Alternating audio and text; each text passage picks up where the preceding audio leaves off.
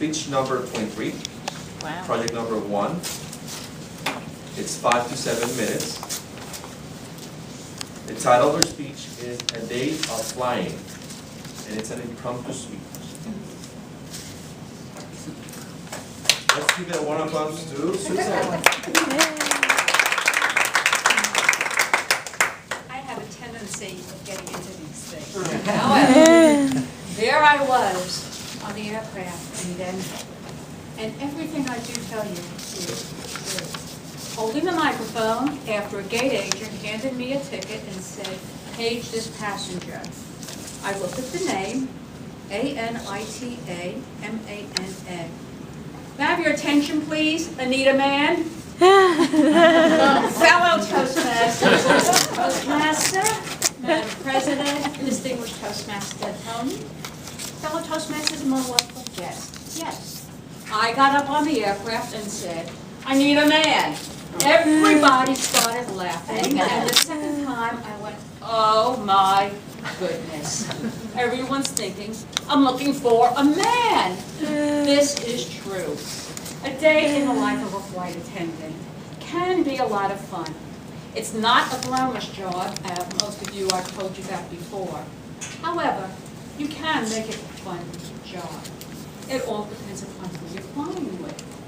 There have been times where I got on an aircraft, and as the lead flight attendant, the first thing you have to do is check your emergency equipment to make sure that we can save your life.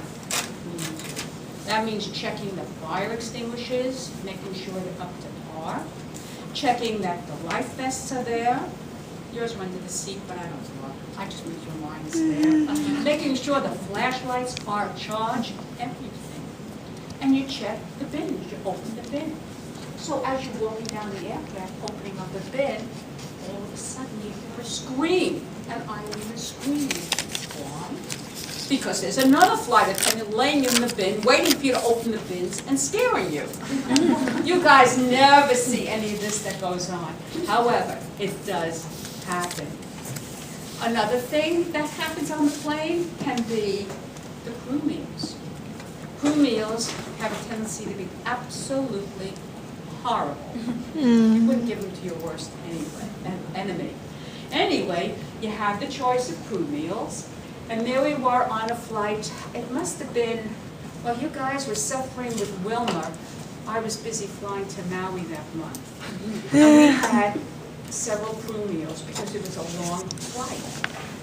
Go up to the cockpit and call them because you can't get in there anymore. And my going key doesn't work. Nothing works.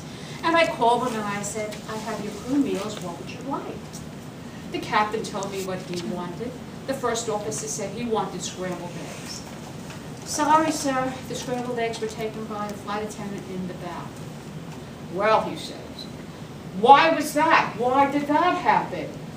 "Well, we take turns. To me, they're there to get us there safely. However, when it comes to crew meals, you rotate, you take turns, and you alternate.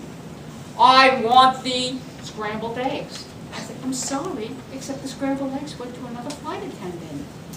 Well, I spoke to the flight attendant, and we decided, rather than having this big problem with this first officer, I'll leave out the noun, I came up there and I brought him his scrambled eggs.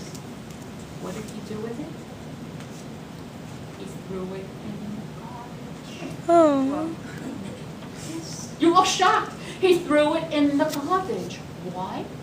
Because he kind of thought that since he couldn't get his scrambled eggs to begin with, that whoever had his scrambled eggs, or myself, would have done something to it, which would never, ever happen. We play jokes, we do silly things. However, he trashed his scrambled eggs. So neither the flight attendant had his scrambled eggs, and neither did the first officer. Who cares about the first officer? Let him worry about his own stuff. However, going back to a day in the life of a flight attendant, there's a lot of fun things we do. We could be stuck on a runway. Now, you folks as passengers, how many of you have been stuck on a runway? That's it? You're lucky. Well, flight attendants, guess what? We don't care. You know why? Nobody has any idea why we're sitting on the runway for 45 minutes when we couldn't care less. Kids are on the plane all the time. What is that? Kids are on the plane all the time. We're being paid. Oh. If we're sitting at the terminal and you're in the jet, you're on the plane and the door is open, that bothers us. Because we don't get paid until that door closes. No airline. This is standard in the industry. We only get paid when that door closes and it triggers an electronic card of some sort, and then you get paid. So if you're sitting on the plane for 45 minutes, so what? We don't care. The only thing I can say to you is, be nice to your flight attendant. Don't ring the bell and want her or him to get up and come running to you to get you a drink or something, because legally you're not allowed to get up unless it is an emergency. And I do mean an emergency. Also, folks, when you're on that plane and your flight attendant is giving you the demonstration, don't mimic her or him. Do not. Pay attention. I have had flights where I've made my announcements, done the demos, and the jumbo jets have monitors on them.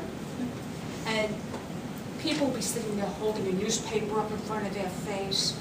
And I'll say, can you please put your paper down? Oh, I've seen that before, I know what to do. Well, I'm sorry, maybe she didn't see it. And then I'll say to her, by the way, where is the oxygen mask? And they'll go, it's over there. Honey, guess what? It's over there. Pay attention. The moral of the story is, flying is a lot of fun. It's not glamorous. And if you ever hear a flight attendant get on an aircraft and say, Anita, man, please ring your flight attendant call button, ring the button. You'll save the flight attendant from being totally embarrassed. No offense.